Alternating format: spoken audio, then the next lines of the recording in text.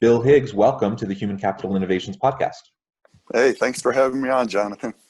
Yeah, I'm excited to have a really fun conversation that hopefully I think will be particularly timely for everyone who's listening.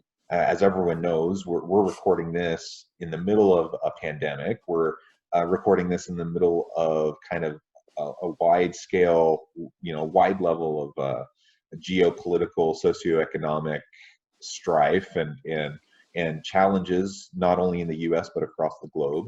And so I think focusing on how to help organizations be successful amidst this kind of a climate will be helpful to listeners, and that's what we're going to focus on today: the importance of keeping a people focus during downturn. And obviously, that doesn't mean just during a pandemic, but I think we're right now in the heart of really challenging times, and organizational leaders are struggling to try to figure out how they can best manage and navigate this situation. As we get started, I just wanted to share Bill's bio with everybody. Bill Higgs, an authority on corporate culture, is the Forbes Books author of Culture Code Champions: 7 Steps to Scale and Succeed in Your Business. He trains companies on how to improve their bottom line by improving their culture, and recently launched the Culture Code Champions podcast, where he has interviewed such notable subjects as former CIA Director David Petraeus and NASA's woman pioneer Sandra Coleman. Culture Code Champions is listed as a new and noteworthy podcast on iTunes. Higgs is also the co-founder and former CEO of Mustang Engineering, Inc. In 20 years, they grew the company from their initial $15,000 investment and 3 people to $1 billion company with 6,500 people worldwide. Second, third, and fourth generation leaders took the company to $2 billion in 2014. Higgs is a distinguished 1974 graduate, top 5% academically from the United States Military Academy at West Point, and a runner-up for the Rhodes Scholarship. He's an airborne ranger and former commander of Combat Engineer Company. What a fascinating background and life's work and experience that you have, and I look forward to having a really great conversation with you today. Anything else you would like to add by way of background, professional or personal, and context to frame and shape the discussion today? Well, you covered a lot of the different things that I've done. The other thing, when I got out of the Army in 1980, I had stage 4 cancer, but luckily I was in Houston and went on experimental drugs for a year and survived the stage 4 cancer. But part of that, I think, is always having a very positive, uplifting attitude, and I never really let it get me down. And I think that's part of a leadership thing when we start talking about culture and taking care of people, is what's that leader's attitude when you're in situations like everybody's experiencing right now. Yeah, absolutely, absolutely. Well, and I'm happy to hear about how you were able to beat the cancer. What a horrific health challenge to try to deal with, and I'm glad that was successful for you. And I think you just said it well. As we're thinking about positive organizational cultures, we often think about people-centric cultures. We think about valuing your people, but we also have to balance that with the realities that the organization's facing. So, for example, right now amidst the pandemic, a lot of there's record unemployment rate in the United States. Lots of companies have had to shutter and close down. Lots of organizations are trying to figure out, how do we just survive, right? So amidst that climate, amidst that kind of downturn, fiscal, economic downturn for an organization, how can we continue to focus on people and culture amidst that kind of fiscal challenge? And what are some other ways that we can approach cuts and cutting expenses other than just laying people off and taking that kind of an approach? Well, we went through a number of downturns because my engineering firm was in Houston, so in the oil patch. And so we would go up and down with the oil price. So there was a downturn every 3 years. Sometimes it happened overnight. Sometimes you could see it coming. But what we found is Yeah, the first places you cut for big costs is you cut labor and you try and cut office square footage, because those are the big numbers that you can affect right away. But the thing that we found in downturns is the first thing that disappears is all the silos in companies, because all of a sudden you're all in the soup together. I mean, you've let 30% of your people go. The people that are left are wondering if they're the next to go, or if the company's going to survive, or do they need to be looking for a job. But what happens and what you're seeing right now is I think you have the best communication ever between leaders and the people that are there. They know about their families, they know where they live, they know about their kids. There's a lot of good communication going on, which breaks the silos and allows you to get better. And what I like to try and get people to do is work on their repetitive system that's going to differentiate them from their competitors. So that when we built our company, and this is what I swear, after 20 years and hitting $1 billion in revenues, which we never expected, we built that company on squeezing handoffs everywhere, within the company, with our vendors and suppliers, and with our clients. And what we found is there's 30% schedule and 30% dollar savings available in good handoffs between people. So in the downturn, while you're working this communication, every day just start looking at handoffs and say, how can we do these handoffs better, streamline them, and then document it to where we can do that when we come out of the downturn. So what we did is we focused on that in the downturns, took notes on everything that we had eliminated. We call it plugging holes in the bucket so the money didn't run out. You plug all those holes and take notes on it. And then in the good times, we would review that every quarter to make sure we weren't going back to our old ways. In this case, going back to pre-COVID. If a company goes back to pre-COVID, they've lost a great opportunity to change how their people work, how they communicate, their bottom line. So many things that they're learning right now, if they'll document it and then review it. And if you can stay lean in the good times, there's going to be something else in a year, in 2 years, whatever, that's going to hammer whatever organization you're in. But if you can stay lean going into it, you won't go down as far and won't be as hard to take for your people. Yeah, you're absolutely right. I mean, right now we're in unprecedented times. 2020 has been quite the year, in terms of throwing things at us. And so while this may not be kind of the typical downturn that most organizations will expect, every organization can and should expect that there will be regular downturns, right? There will be various crises that arise, and we need to be able to respond to them. The bottom line is we're in a hyper-competitive, increasingly interconnected global marketplace where with increasing, levels of consumer demand around differentiation and like specialty items and stuff. I mean, we just have to be able to pivot quickly. We need to be able to adapt to meet consumer demand. And so organizations will constantly be dealing with these sorts of challenges, and we're just kind of in a unique one right now, but there will be others. And so to your point, this is challenging for sure, but it's a huge opportunity for organizations to really take a step back, to look at their processes, their systems, to question and challenge everything that maybe they took for granted. They've always done it that way. It's just the status quo that's just the way we do it. Well, now everyone is being forced to question those things and realize that, hey, there's actually probably a lot of other ways that we can cut costs without necessarily cutting people, without the labor cost element that you were talking about, and run lean, run agile, and that will certainly benefit those companies that are able to adapt now if they can maintain that in the future. One of the things that we found in downturns, and this might surprise you, but we actually high-graded our people during downturns, because what you'll find is some really, really good people become available. And some of it's because they didn't like the way their leadership team handled going into the downturn.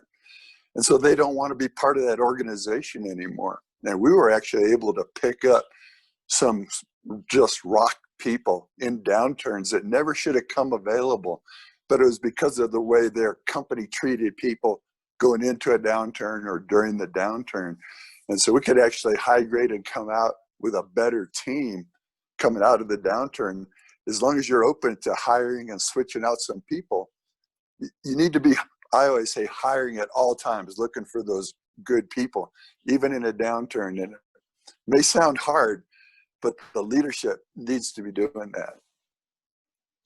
Yeah, well, I love that perspective. And that's such a forward thinking, long-term and sustainability type of perspective. So many leaders, when they find themselves in times of crisis, their reaction is to respond in terms of crisis, right? They're in crisis mode, so they're trying to down the hatches, batten down the hatches, stop the bleeding, whatever metaphor or allegory that that we symbolism that we might try to throw on it. Ultimately, they're trying to respond in that way. What you're suggesting is that in fact we flip the script. That in fact, instead of seeing this as like a major pain point, we have all these labor costs. That all of a sudden, like for example, in the U.S., at our peak, I think we had about 40 million in unemployment increase, unemployed individuals in the United States because of COVID. That's gone down a bit, but basically, to your point, there are tons of people. It's a saturated labor market. There's tons of people available that weren't available 6 months ago, and if we can be forward thinking, then that gives us all sorts of opportunity in terms of our human capital within the organization. And so we don't need to look at it from a scarcity mindset. We can look at it from an asset-based mindset and recognize that, wow, what better time to right-size our team and to make sure that we have the right people in the right positions with the best possible talent available. I mean, it's a tremendous opportunity. And you used the right word, opportunity. It's like that opportunity's there because the game board's been shook up and everybody's bouncing around, and it's your opportunity to go pluck some of those good talents and bring them into your organization. And while everybody's in the soup together, your people that are there are going to embrace them. They know it's good talent coming in and it's going to help them coming out. So there's a lot of positive there. We use the term, we call it Operation Horse Thief. We were Mustang engineering like a horse.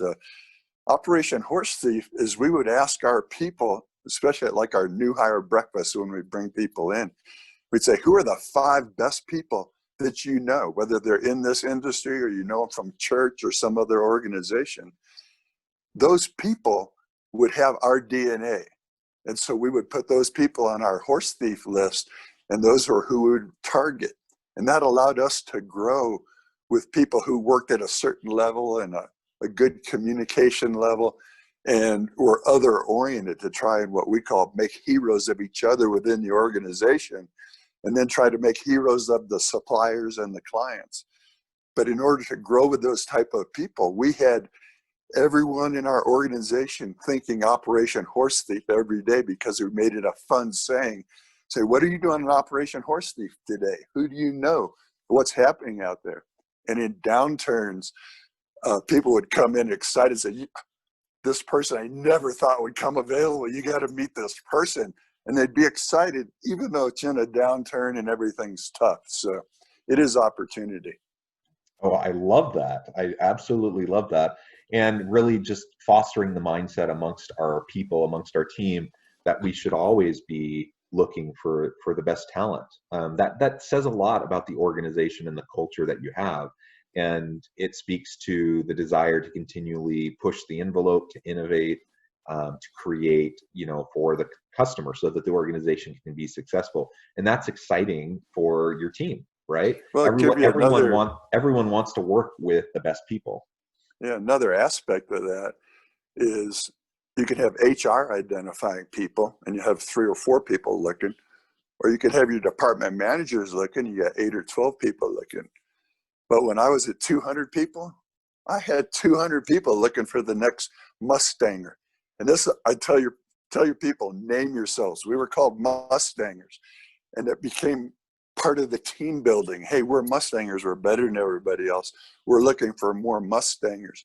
But when I was at 500 people, I had 500 people looking for the next Mustanger. Imagine the quality and potential people that we got to sort through with that methodology. So it's just another way to engage your team top to bottom to where they know they're helping the company get stronger.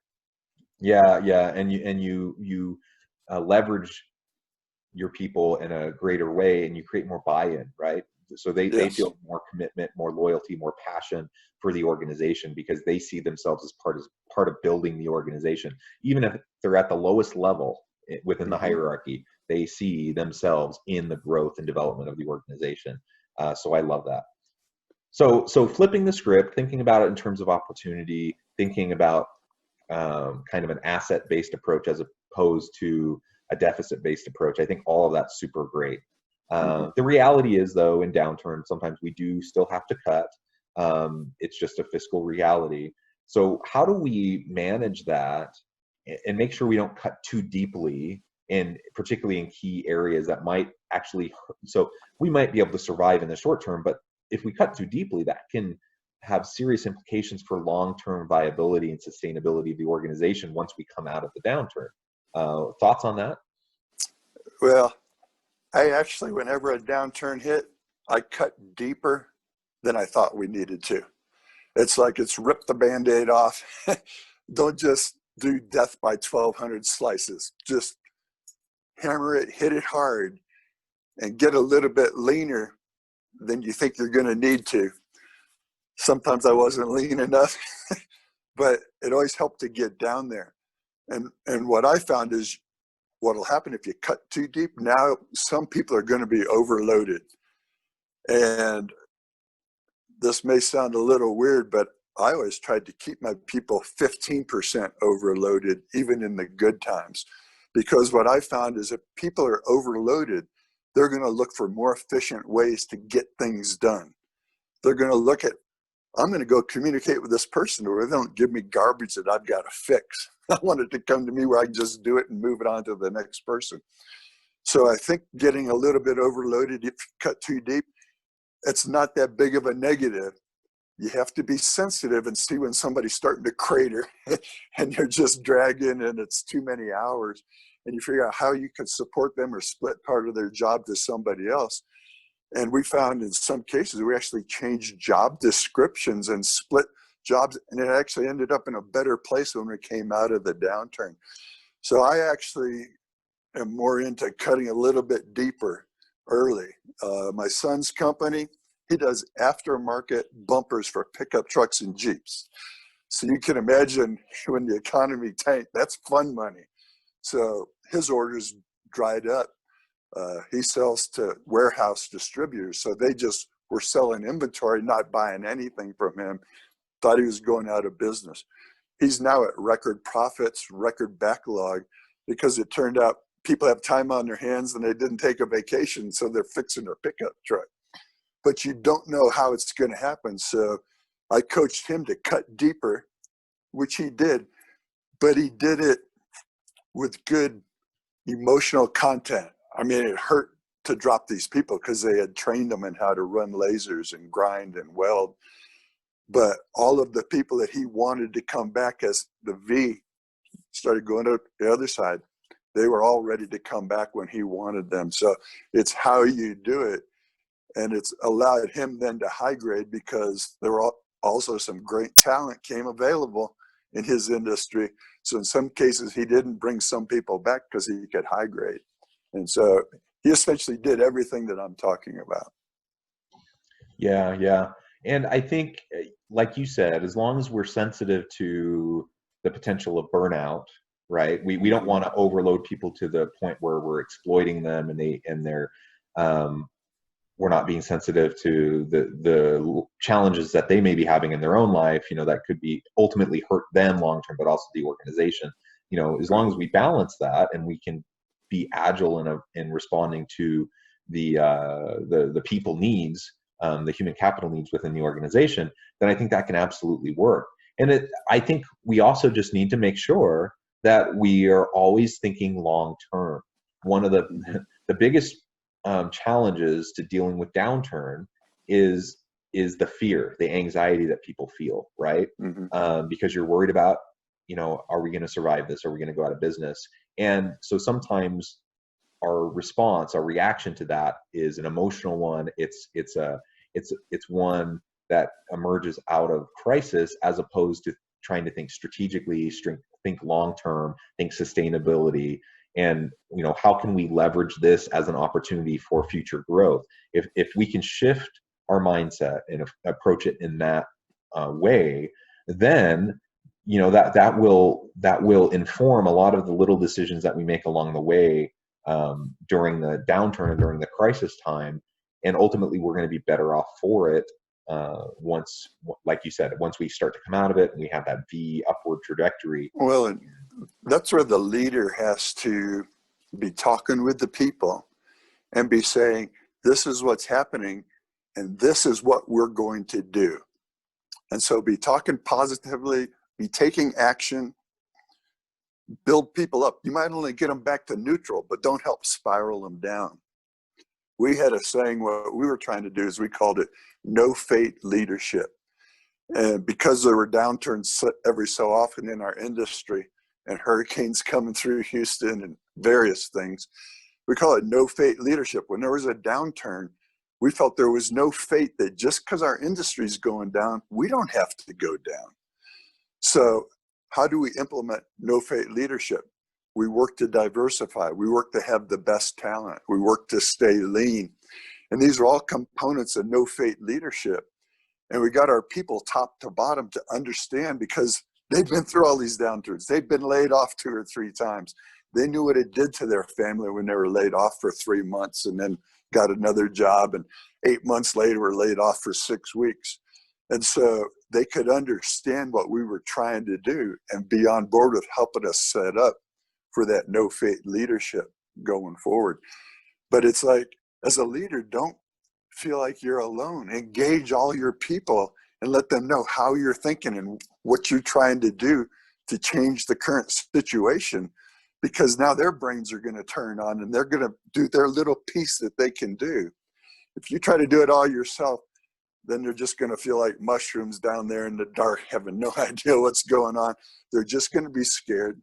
They're going to drag out their work and not get it done, because if they get it done, they figure they're going to get laid off. So one of my no fate leadership things is what I call job on the corner of the desk. I would go to everybody and put a job on the corner of their desk, and I'd say, hurry up and finish what you're doing so you can get on this job. But if you want to have a good culture and good people, they're not going to throw themselves into it if they're scared about having job security.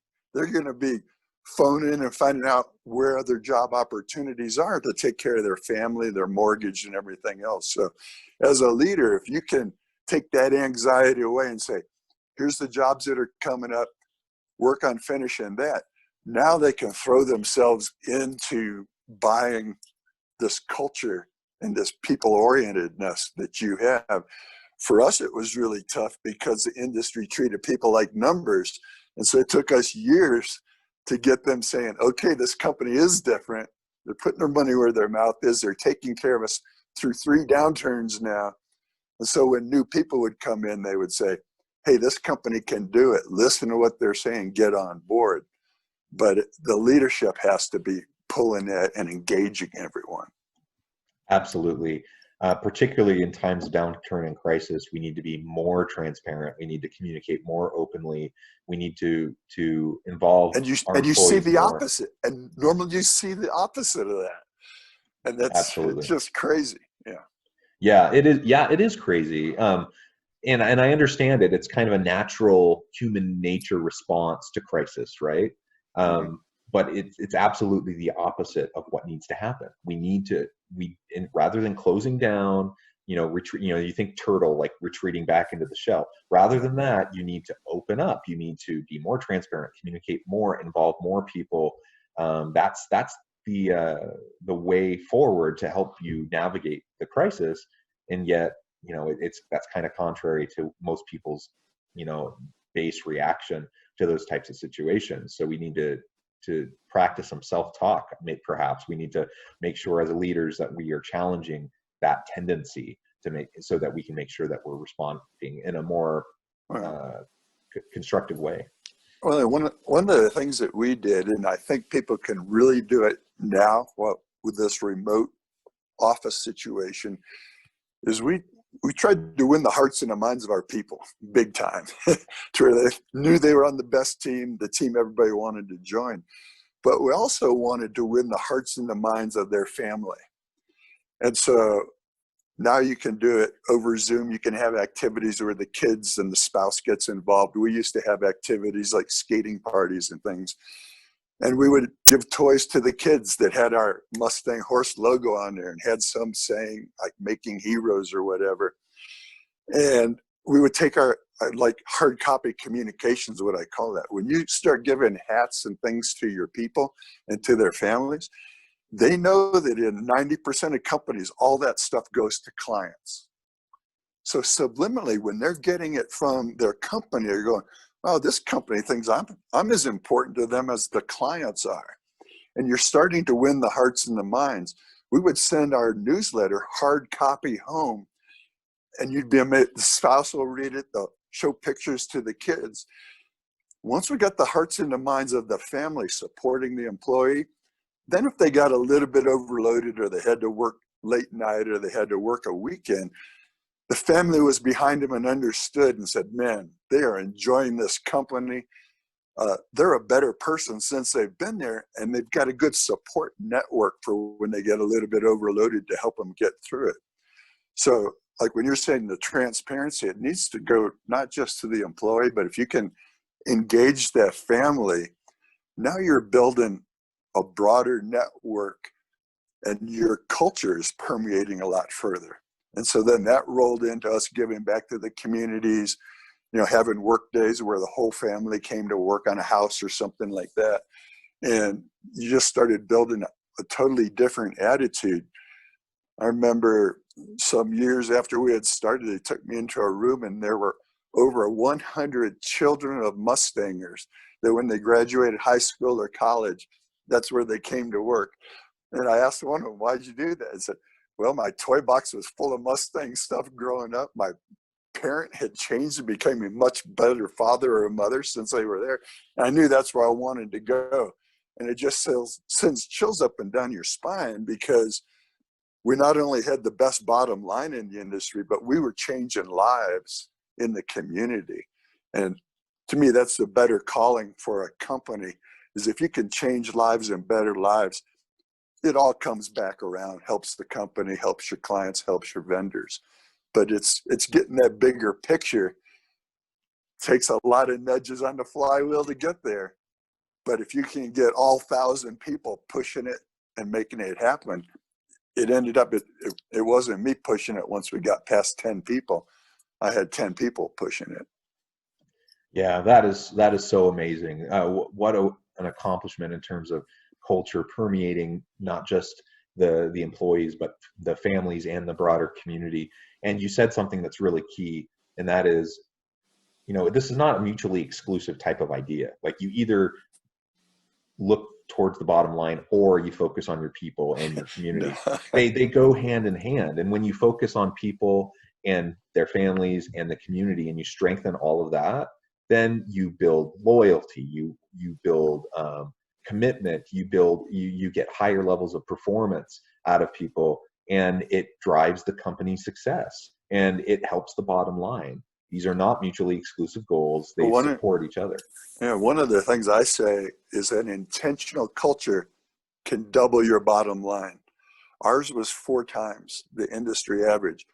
There's 2 big components to that. One is, in all industries, annual turnover is 35 to 40%.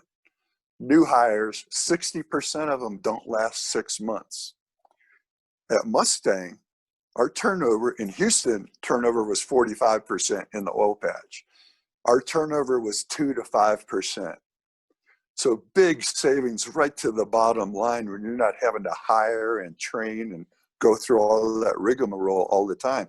If you hire and those people stay 15 or 20 years, right to the bottom line, big bucks.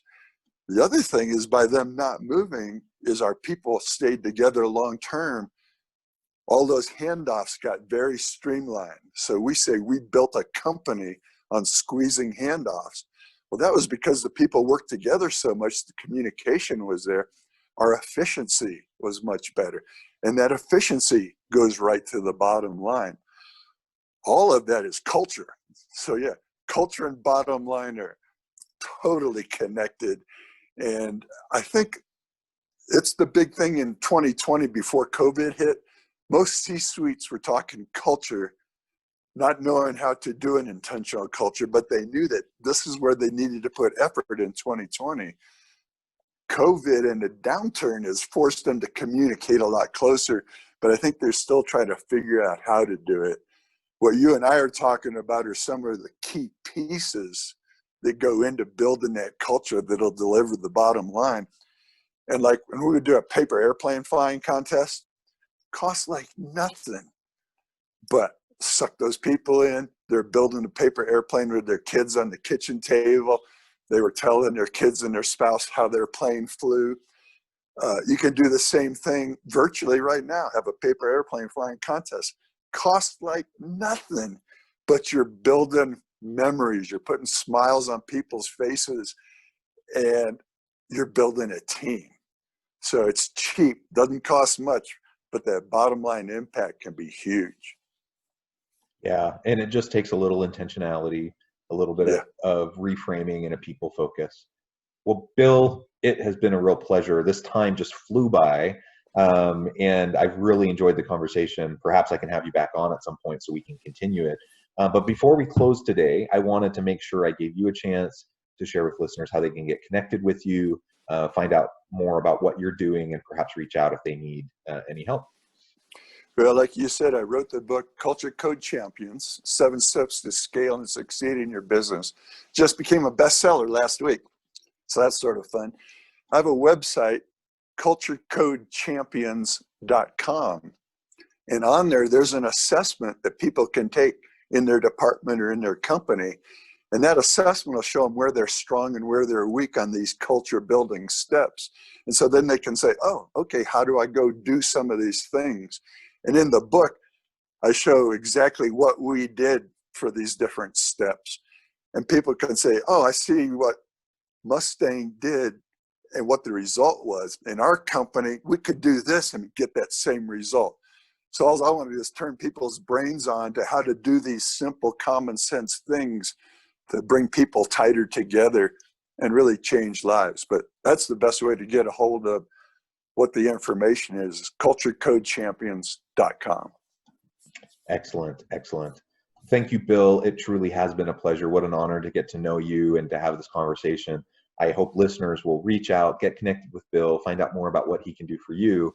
And as always, I hope everyone can stay healthy and safe. I hope everyone can find meaning and purpose at work each and every day. And I hope you all have a great week.